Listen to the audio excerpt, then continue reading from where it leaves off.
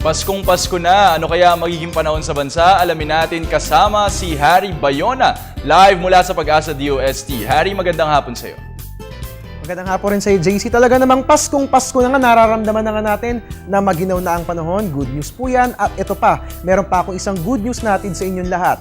Sa ngayon nga po, wala po tayong inaasahan na low pressure area o anumang bagyo sa Philippine Area of Responsibility for the next 3 days. Sa kasalukuyan, tanging ang tail of a cold front lamang po ang weather system na umiiral. Dito po yan sa ating bansa, partikular po yan sa may gitnang Luzon. Ang cold front nga po yung boundary kung saan nagtatagpo ang mainit at malamig na hangin. Umiibabaw nga po yung malamig na hangin habang umiilalim ang mainit na hangin at ang end product po nito, convective clouds na siyang magdadala ng moderate to occasionally heavy rain showers and thunderstorms. Diyan po yan sa Aurora at sa Quezon. Samantala para sa asahan po lagay ng panahon sa iba pang bahagi ng ating bansa, dyan po sa Cagayan Valley at doon din po yan sa Bicol Region, asahan po natin ng cloudy skies na may light to moderate rain showers and thunderstorms. Habang ang natitirang bahagi po ng Northern at Central Luzon, asahan po natin ng mga isolated light rains. Sa Metro Manila at ganun din sa natitirang bahagi ng ating bansa, wala po tayong dapat alalahanin dahil fair weather po ang iiral, maliban na lamang po sa isolated rain showers and thunderstorms. At mga kabayan, ngayong hapon nga po, posible po nating maranasan yung mga isolated rains na yan. Kung kaya't ang aming bilin sa inyong lahat bago lumuwas ng bahay, dalhin po natin ang ating mga payong. At yan nga po nga asang lagay ng panahon sa mga susunod na oras. Sa ibang balita, niyanig ng magnitude 6.3 na lindol ang bansang Indonesia kahapon ng umaga.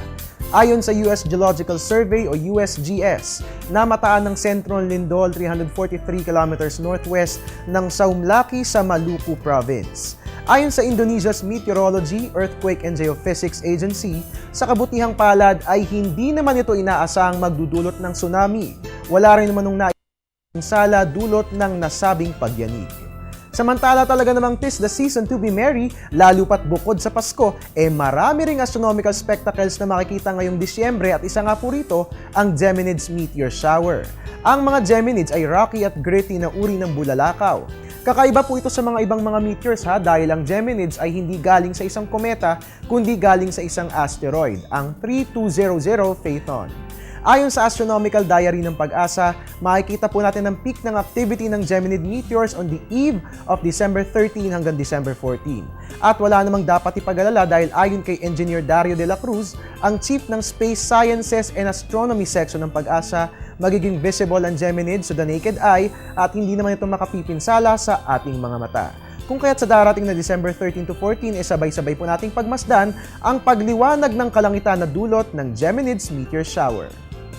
At yan po muna ang latest mula rito sa Pag-asa DOST. Para mag-updated tayo palagi sa lagay ng ating weather, please like our Facebook page, Panahon.tv, or you can also follow us on Twitter at Panahon TV. And of course, welcome lahat sa ating website na www.panahon.tv. Antabayanan na rin po ang susunod kong weather update mamayang alas 3 ng hapon.